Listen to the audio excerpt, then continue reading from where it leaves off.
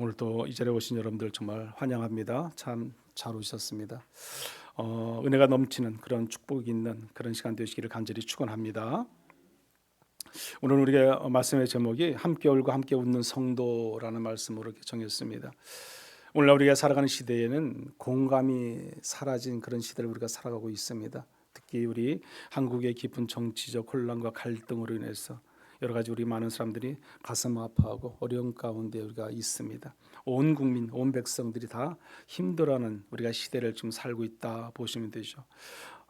지난 한 주간만 해도 우리가 살펴보면은 우리 한도수 전 총리는 사임과 동시에 대선을 출마를 또 선언했고, 또 민주당 이재명 대표는 대법원으로부터 파기환송이라는 판결을 받았고, 또 최상목 전 총리는 탄핵 처리 중 사표를 내므로써 표결이 불성립되는 그런 일들이 있었습니다.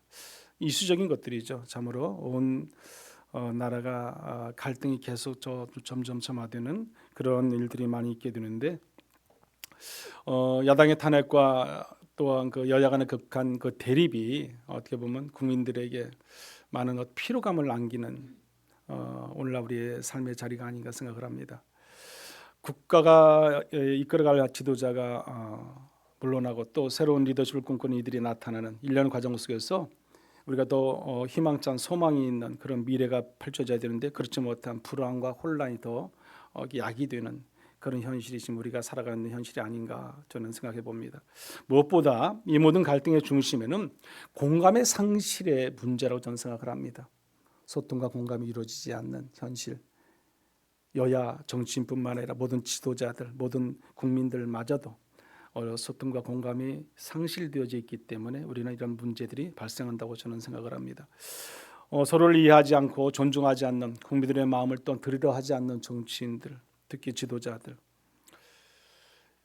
이런 권력만을 쫓는 현실 속에서 우리가 물어야 할 것들이 있습니다. 그것이 이 나라는 과연 누구를 위한 나라인가, 또 누가 국민의 고통을 가슴으로 듣고 함께 울어주는가, 우리는 늘 반복적으로 물어야 할 문제들입니다.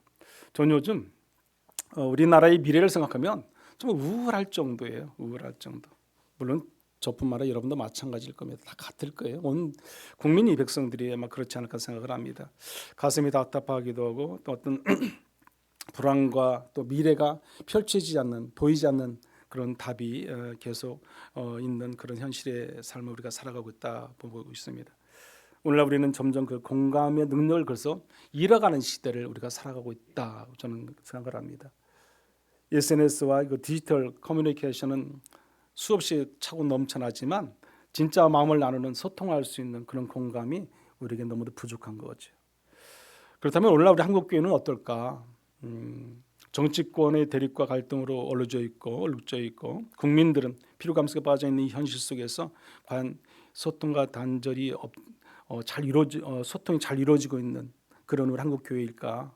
아니면 한국 교회가 미래가 있을까? 어떤 보장이 될까?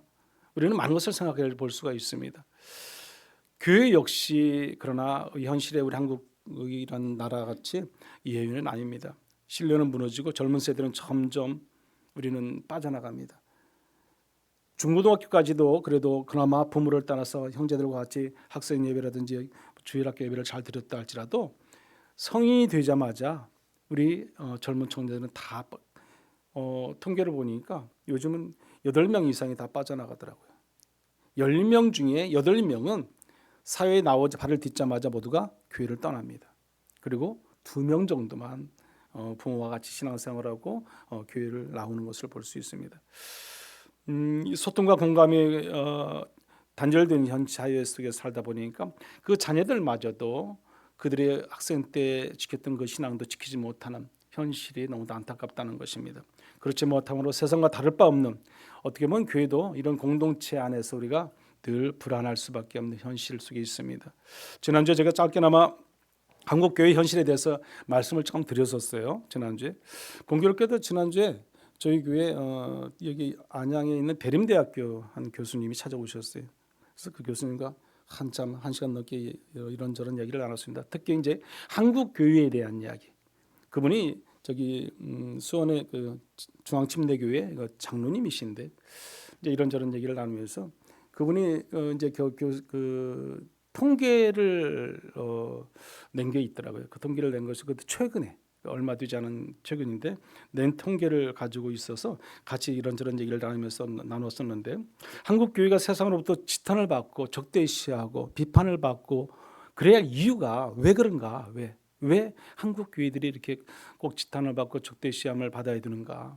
그 이유에 대해서 최근에 그 조사한 그 기록이 있어서 그것을 제가 좀 말씀드리면 이렇습니다. 그 세 가지가 있는데 그 세 가지가 뭐냐면 첫째는 품위의 상실이라고 그래요. 품위의 상실. 품위의 상실이란 말 여러분 들었을 때 어떻게 생각할지 모르겠어요. 세상의 기독교인인데 더 높은 도덕성과 품격을 가지고 믿는 자로서 하나님의 자녀로서의 삶을 살지 못한다는 거죠. 신앙인의 삶이 안 된다는 거예요. 다시 말씀드리면 세상과 믿지 않는 사람과 믿는 사람과는 분명히 뭔가 달라야 되는데 그들이 볼 때는 다르지 않더라는 거죠. 아니 어떻게 보면 더 안 좋을 수도 있다는 거죠. 누가요? 크리스찬들, 기독교인들이. 이 품위의 문제죠. 우리 여러분 제가 그 성경으로 한번 찾아봤어요. 품위의 사전적 의미를 찾아보니까 이렇게 기록되어 있습니다. 사회생활과 가정에서 형성된 사회적 관념으로서 사회 성원들이 각각의 지위나 위치에 따라 갖추어야 한다고 생각되는 품성과 교양의 정도 이렇게 쓰여 있습니다. 품성, 인격이죠, 인격. 그런 교양의 정도 이렇게 쓰여 있습니다. 무엇을 말하고 있습니까? 사회적으로 기독교인들이 각자의 위치에서 어떤 품성과 교양이 믿지 않는 사람보다 부족하다는 거예요. 부족하다는 거예요. 이게 충격적인 거죠. 그래서 안타깝게도 믿지 않는 사람들보다 못하다는 인식이 사회 전반에 깔려 있는 거죠. 그러다 보니까 하나님 믿지 않는 자들이 하나님을 믿는 사람들 어떻게 보면 주의 사랑을 실천하고 더 인격과 품위와 품성, 교양이 더 좋아야 되고 그런 삶을 살아야 되는 그들이 본이 안 된다는 거죠. 두 번째는 뭐냐면요. 헌금이에요. 헌금. 그러니까 예물에 대한 불신인데 자발적인 믿음의 표현이 헌금의 일부 어떤 목회자들로 인해서 강요되고 수단이 되는 경우들이 있습니다. 그러다 보니까 이것은 신앙을 해치는 일이고 교회를 향한 신뢰를 무너뜨리는 일이 된다는 거죠. 헌금 강요. 우리는 헌금이라는 말보다도 이 예물이라는 말을 더 우리는 사용해야 되는데 그렇습니다. 성도들이 하나님께 드려지는 예물은 자발적으로 드리는 것이어야 맞습니다. 그런데 목회자들이 강요와 수단으로 억지로 그 예물을 드린다. 그것은 뭐예요?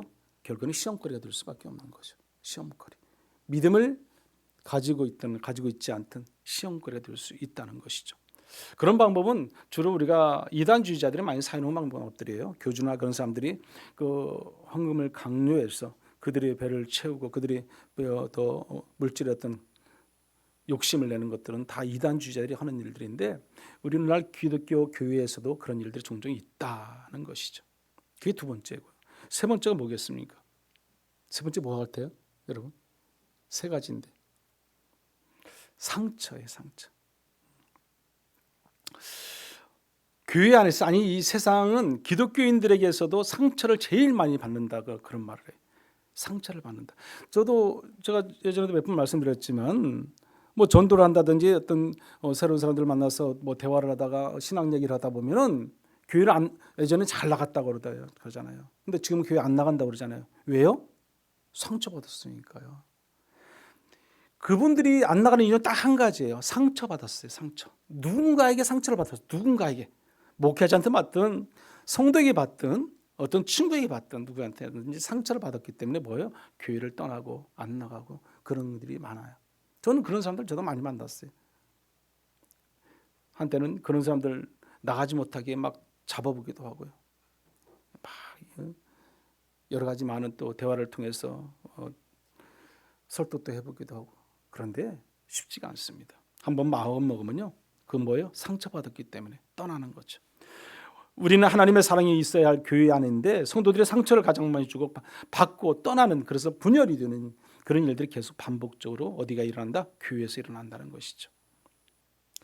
왜 교회는 다니는 성도들이 세상의 사람들보다 더 상처를 주고 받을까? 왜 그렇게 받을까? 왜 줄까? 저는 한번 생각을 해봤어요. 그것은요. 믿음과 인격이 이꼴이 되지 않기 때문에 그래요. 여러분. 제가 한 번씩 얘기하잖아요. 믿음은 인격하고 그 성품과 교양이 같아져야 돼. 같아져야 돼요. 믿음만 너무 위로 쭉 올라오고 인격이 저 아래에 있으면 안 되고요. 인격만 또 위로 올라오고 또 믿음은 저 아래에 있으면 안 되는 거예요. 이게 같아야 되는 거죠. 인격과 믿음이 다 이끌어낼 수 있어야죠. 우리는 자랑하잖아요. 나는 믿음이 좋은 사람이라고 자랑하기도 해요. 나는 교회 오래 다녔다고 또 자랑하기도 해요. 나는 또 직분을 받았다고 자랑하기도 하고요. 나는 교회 열심히 봉사, 헌신, 충성하고 예물도 많이 드리고 있다고 자랑하기도 합니다. 그런데 그 믿음은 어떤지 모르죠. 믿음과 인격이 같이 가야 되는 거죠. 그래야 흔들림 없이 변함 없이 온전한 신앙을 지키고 살아갈 수 있습니다. 앞서 말한 세 가지 그에 포함되지 않을 수 있다는 거죠. 믿음과 인격이 같지 않으면요, 늘 우리는 그 신앙의 믿음은 잘못된 신앙의 길로 갈 수밖에 없습니다. 결국 이런 모든 상황도 소통과 공감이 부족하기 때문에 그런 거죠. 교회가 회복되어야 할 것 중에 먼저 그리스도의 향기와 빛을 나타내고 회복시켜야 되는데 그렇지 못한 거죠. 공감이 회복되지 못하는 겁니다. 예수님처럼 울고 함께 웃는 그런 교회를 세워갈 수 있어야 되는데 우리는 그렇지 못한 거죠. 이기적인 자기만의 나만의 어떤 신앙, 나만의 삶을 추구하는 것이죠. 한국 사회가 공감의 능력을 잃어가고 있으니 이때에 교회가 먼저 공감의 모범이 분명히 되어야 합니다. 그것이 맞는 답이죠. 물론 답을 말하면 안 되겠죠. 답을 말하려다 보면 더 문제가 더 커질 수밖에 없습니다. 정치의 방향을 이끄는 지도자들이 갈등 속에서 국민과 공감하지 못하는 현실 속에서 그러면 이 교회는 어떤 목소리를 그러면 우리가 이 현실 상황에서 내야 할까? 이런 정치적 혼란, 갈등이 계속 지속되고 있는 이 나라의 민족 가운데 하나님을 알고 믿고 살아가는 우리가 과연 어떻게 해야 이들에게 뭔가 그래도 빛이 있고 도움이 될 수 있을까? 우리는 고민해 봐야죠. 바로 공감의 영성이에요. 그 공감의 영성이 뭐겠어요? 오늘 본문의 말씀, 읽은 말씀이에요. 함께 울고 함께 웃는 마음이죠. 하나님께서 원하시는 공동체, 이 나라와 민족의 교회는 서로가 아픔을 함께 느낄 수 있어야 됩니다. 그리고 기쁨을 함께 나눌 수 있는 공감의 공동체가 이루어져야 되는 거죠. 이런 시대 속에서 그리스도인의 삶은 무엇으로 구별할 수 있을까? 오늘 읽은 본문의 말씀인데 한번 더 읽어볼까요? 한번 더 같이 한번 읽어보겠습니다. 즐거워하는 자들과 함께 즐거워하고 우는 자들과 함께 울라. 아멘. 함께 울고 함께 웃는 거죠. 그게 신앙의 공동체, 믿음의 공동체가 해야 할 일입니다. 공감과 소통은 그리스도의 공동체를 건강하게 세우는 기초예요. 기초. 여러분, 공감은 하나님의 마음을 서로가 함께 나누는 일이에요. 나누는 일. 하나님의 마음을 나눈다는 것은 하나님의 마음이 무엇인가 우리가 또 알아야 되는 거죠. 예수 그리스도를 통해서 우리가 살아가잖아요. 예수 그리스도의 그 마음을 우리가 알아야 되는 거죠. 여러분, 하나님은 우리의 연약함을 함께 느끼시는 분이 하나님이십니다. 히브리서 4장 15절의 말씀 보면 이렇게 말씀합니다. 우리에게 있는 대제사장은 우리의 연약함을 동정하지 못하실 리가 아니요 모든 일에 우리와 똑같이 시험을 받으신 이로되 죄는 없으시니라. 아멘. 여기서 동정하다라고 배웠더니 헬라어를 찾아보니까 슌파세우라는 말인데 이런 의미를 가지고 있어요. 함께 느끼다, 함께 느끼다. 고통을 같이 하다, 고통을 같이 하다. 동정하다, 공감하다 그런 뜻이 있습니다.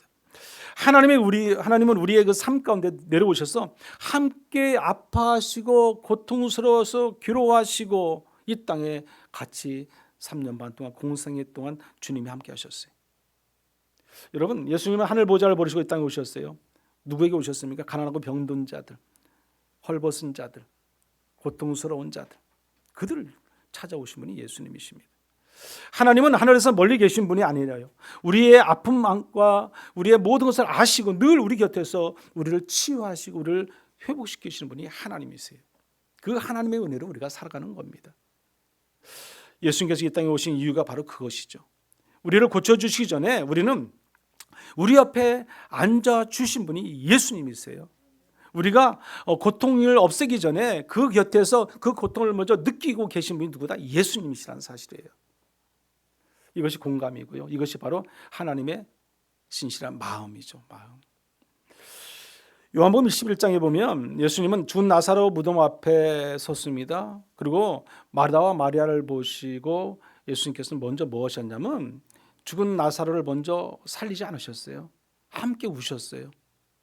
마르다와 마리아를 보고 우셨어요. 그 요한복음 11장 35절의 말씀인데 예수께서 눈물을 흘리시더라 그랬어요. 예수께서 눈물을 흘리시더라. 예수님 죽은 나사로를 곧 살릴 것을 다 알고 계셨어요. 이제 예수님 그 무덤에 앞에 왔으니까 나사로 일어나라 그럼 끝나잖아요. 그런데 예수님은 앞에서 우셨다니까요.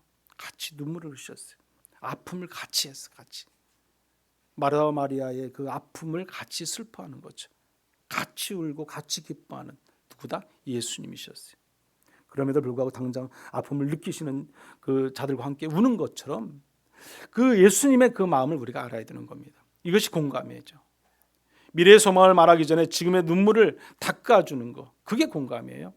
문제를 해결하기보다는 먼저 마음을 이해해 주는 것이 이것이 공감이라는 것입니다. 여러분, 마음의 기술이라는 책이 있어요. 안 엘렌 클레르와 또 뱅상 트리브라는 사람 두 명이 저자예요. 이 저자인데 안 엘렌 클레르는 이제 그 신경과 의사예요. 그래서 그 신경과 의사 박사고 이 그 뱅상 트리브는 심리학 교수, 심리학자죠, 심리학자. 그런데 이 책에서 보면 뇌과학과 심리학을 통해서 두 사람은 뇌를 이해하면 내 마음이 보인다는 것이에요. 뇌를 이해하면. 책 겉표지에 이렇게 써 있어요. 뇌를 이해하면 내 마음을 이룰 수 있다는 거예요. 그래서 책에서 이렇게 말합니다. 순간 사람들은 해결책보다 먼저 옆에 있어주는 이 한 사람을 원한다 그랬어요. 저는 이 말씀을 이거를 읽으면서 한번 생각해봤어요. 순간 사람들은 해결책보다 먼저 옆에 앉아 있어주는 그 한 사람을 원한다는 거예요. 누가 아파요? 힘들어요? 그래 어디 아프니? 야, 약 먹어? 뭐해? 뭐 그것도 중요해요. 그런데 그냥 그 자리에 같이 앉아주는 것도 중요하다는 거죠. 그러면서 어떻게 예를 들면 순간 사람들을 해결책보다 먼저 옆에 있어줘야 할 사람을 원하는 그 자리에는 정답보다는 그냥 곁에 있어주는 사람이 더 중요함을 그 책에서는 예를 들어서 말하고 있어요. 암 선고를 받은 여인이 치료 계획보다 먼저 붙잡는 것은 뭐냐면 아무 말 없이 내 손에 꼭 잡아준 딸의 손이었다 하는 거죠. 암 선고를 받고 이제 수술도 해야 되고 항암과 뭐 방사선 치료도 해야겠죠. 여러 가지 있지만 그보다 먼저 우선시 되는 게 뭐예요? 옆에서 딸이 손을 꽉 잡아주는 거. 그게 더 큰 힘이라는 거죠. 힘이요. 그렇습니다. 우리 공감은 정답을 말하는 것이 아니라 그냥 옆에 있어주는 것만 해도 공감이 되는 거죠. 옆에 그냥 앉아 있어주는 것만 해도. 말 안 해도 괜찮아요. 그냥 침묵해도 괜찮습니다. 여러분, 욥기서에 나오는 욥의 친구들이 초반에 진정한 공감자였던 것을 우리가 알 수 있지 않습니까? 욥이 고통받고 어려움 속에 있고 환난 가운데 있을 때 친구들이 찾아오잖아요. 찾아왔을 때 욥을 어떻게 했습니까? 침묵했어요. 며칠 동안 계속 말 한마디 안 했어요.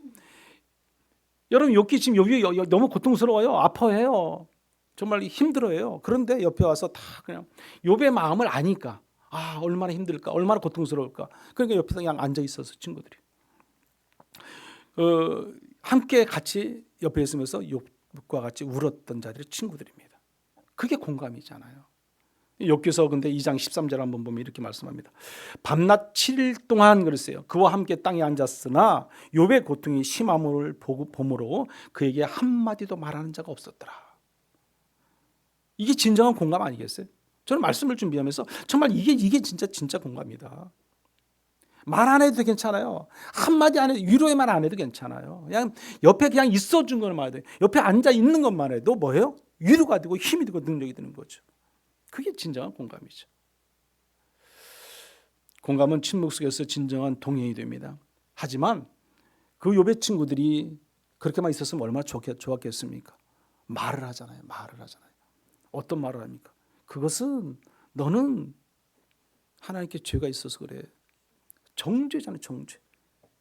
그 정죄가 시작됨으로 인해서 모든 관감 능력은 다 산산이 부서지는 거죠. 깨지는 거죠.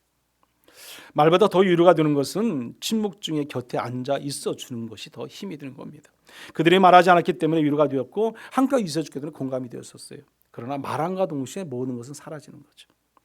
지금 한국 사회, 지금 이 민족은 말 많은 사람보다 함께 앉아 줄 사람을 이 한국에는 많은 사람을 원하고 있습니다.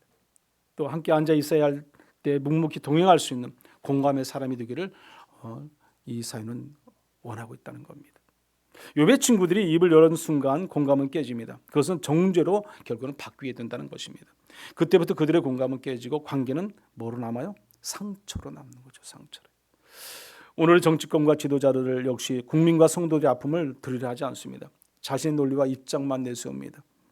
그래서 자기들이 하는 것이 가장 올바른 방법이고 맞다고 표현합니다. 또한 믿음의 공동체 안에서도 하나님의 말씀을 들어주려고 하지 않습니다. 자신 말만 맞다고 말합니다. 공감은 설명이 아니라 우리는 함께 앉아 있는 것이에요. 함께 있어주는 것이고 침묵하는 것이 공감입니다. 오늘 교회는 다시 공감의 자리를 우리가 분명히 회복해야 합니다. 우리는 말로 지적하고 원인 분석하고 판단하기보다 먼저 아픔의 자리에 같이 있을 수 있는, 앉아줄 수 있는 그런 믿음의 성도들이 되어야 할 수 있어야 됩니다. 교회가 다시 세상에 울타리가 되기 위해서는 누군가 옆에 있어서 그 일주일 동안 동행을 실천하는 공동체가 같이 함께 해야 되는 거죠. 공감의 공동체가 진짜 교회이죠. 교회는 말씀을 배우는 것이면서도 동시에 뭐 하는 것이에요? 사랑을 나누는 것이 교회잖아요. 그게 구원의 믿음의 복음에 놀라운 것을 우리가 전하는 것이잖아요. 초대교회 시절에 마음을 같이하며 떡을 떼고 기쁨과 순전한 마음으로 같이 나누었습니다. 우리 사도행전 2장 46절 말씀인데 한번 읽어볼까요? 날마다 마음을 같이하여 성전에 모이기를 힘쓰고 집에서 떡을 떼며 기쁨과 순전한 마음으로 음식을 먹고. 아멘. 그 안에는요 여러 가지 고민도 있을 거고 걱정과 염려도 있을 거고 눈물도 있을 거고 기쁨도 있었을 것이고 그 안에 이루 말할 수 없는 그런 관계 형성이 있었을 겁니다. 그게 바로 공감을 이루는 공동체죠. 어떤 공동체? 신앙의 공동체, 믿음의 공동체죠. 우리가 그렇게 해야 되는 거죠. 결론적으로 어떻게 공감하면 그러면 살 것인가? 우리가 믿음의 신앙 안에 살아가는 우리가 어떻게 할 것인가? 제가 예전에 상담 공부할 때 노트를 펼쳐보니까 이것이 있어요. 세 가지인데 그때 써놨던 건데 뭐냐면 첫째는 이 공감에 대한 건데 먼저 경청하는 것이 경청하는 것. 판단 없이 중간에 끼어들지 않고 끝까지 듣는 자세. 그게 필요합니다. 말을 많이 하기보다는 진심으로 들어주는 것이 공감의 시작이다 보시면 돼요. 공감의 시작. 그래서 야고보 선지자가 뭐라고 말했습니까? 듣기는 속히 하고 말하기는 더디하라고 그랬잖아요. 듣는 건 빨리 해도 되고 말하기는 천천히 더디해라. 두 번째는 뭐냐면요. 편을 들어주는 것이 편. 이건 뭐냐면 감정의 반영이지 않습니까? 예를 들어서 많이 속상했구나. 너 지금 많이 아프지? 얼마나 힘들겠니? 나는 너를 그런 마음을 내가 알 수는 없었는데 참 너는 좀 힘들겠구나. 뭐 위로의 말이잖아요, 여러분. 그래서 그 같이 편을 들어주는 것. 정답보다는 필요한 것이 먼저 그 사람의 편이 되어지는 것이 위로의 손길이죠. 그게 공감이라는 겁니다. 또 세 번째는요, 옆에서 함께 있어주는 것. 앞서 우리가 지금 우리 책에서 말했던 것이 앉아 여기 있기만 해도 위로가 된다 했지 않습니까? 옆에서 함께 있어주는 것이 감정 읽기죠. 감정 읽기. 말보다 표정과 톤 속의 감정을 듣는 거죠. 그래서 함께 있음이 곧 위로고 옆에 앉아 있기만 해도 그것이 위로란 거죠. 앞서 말씀드렸던 욥의 친구들과 같이요. 그냥 침묵하고 7일 동안 앉아 있기만 해도 그게 진정한 위로가 되는 거죠. 이 나라가 다시 회복되고 정직과 정의가 강물처럼 흐르게 되길 우리는 간절히 바라야 됩니다. 한국 교회가 세상으로부터 존경받고 신뢰받는 구원의 은혜가 있기를 우리는 기도할 수 있어야 됩니다. 그 출발이 바로 우리가 공감으로부터 시작되는 거죠. 공감할 때 가능한 거죠. 여러분이 작은 공간, 가정에서부터 여러분의 직장과 사업장, 여러분의 신앙의 공동체 어디서든지 그런 공감으로 시작되는 저와 여러분들 되시길 간절히 축원합니다. 날마다 누군가의 옆에 앉아 함께 울고 함께 웃는 것이 우리가 해야 할 공감이에요. 그것이 주님이 그렇게 하셨던 거예요. 주님이 하셨던 것을 우리는 어때요? 따라가야죠. 그게 믿음의 자녀들이죠. 오늘 저와 여러분들이 주님이 그렇게 하셨던 것처럼 우리도 함께 울고 함께 웃을 수 있는 그런 믿음의 공감을 통해서 신앙 안에 살아가는 저와 여러분들 되시기를 간절히 축원합니다. 우리가 같이 한번 기도하겠습니다. 함께 울고 함께 웃는 성도가 되게 해달라고 같이 한번 기도하십시오. 또 누군가 힘들 때 옆에 앉아있는 그런 성도가 되게 해달라고 기도하십시오. 또 예수님의 마음을 나누고 사랑을 실천하며 공감하게 해달라고 이 시간 같이 한번 기도하겠습니다. 이 시간 저는 같이 한번 기도하겠습니다. 주여 한번 기도합니다. 주여, 고마우신 하나님 아버지, 함께 울고 함께 웃을 수 있는 우리 믿음의 귀한 성도들이 되기를 원합니다. 예수 마음 전원 교회는 오직 하나님의 은혜 가운데 살며 그 가운데 서로가 서로를 위로하고 격려하며 우리가 힘이 될 수 있는 그런 믿음의 공동체가 될 수 있도록 하나님 인도하여 주시옵소서. 누군가 힘이 들 때, 어려움을 겪을 때, 고통스러울 때 옆에 같이 있어주는 우리 신앙의 공동체가 될 수 있도록 하나님 인도하여 주시기를 원합니다. 특별히 예수님의 마음을 우리가 나누기를 원합니다. 주님의 사랑을 실천하기를 원합니다. 빛과 향기를 나타낼 수 있는 그런 거룩한 성도의 신앙으로 늘 살게 하셔서 우리가 날마다 공감하는 자리로 나아갈 수 있는 우리가 될 수 있도록 하나님 인도하여 주시옵소서. 오직 교회가 먼저 세상보다 앞서가게 하시고 다름을 보여줄 수 있는 믿음, 신앙, 본이 될 수 있는 신앙으로 날마다 나아가는 우리 모두가 되게 하셔서 인격과 믿음이 같아질 수 있도록 은혜 위에 은혜를 더하여 주시옵소서. 우리는 지금 옆에 앉아줄 사람을 찾는 시대를 살아가고 있습니다. 교회는 다시 말보다 함께 올 수 있는 자리, 침묵하며 기도해 주는 자리, 그런 자리를 원합니다. 이 땅의 갈등과 분열이 깊어지는 시대에 우리 교회가 더 공감의 자리를 메울 수 있는 믿음의 거룩한 성도의 자리가 되도록 하나님 인도하여 주시옵소서. 교회가 먼저 세상의 고통을 함께 짊어지고 기도하며 나가는 우리 모두가 되도록 하나님 인도하여 주시옵소서. 그리스도의 사랑으로 같이 울어주며 웃어주는 참된 제자의 삶을 늘 살아갈 수 있는 우리 모든 성도가 되도록 하나님 함께하여 주시옵소서. 예수님의 이름으로 기도드리옵나이다. 아멘.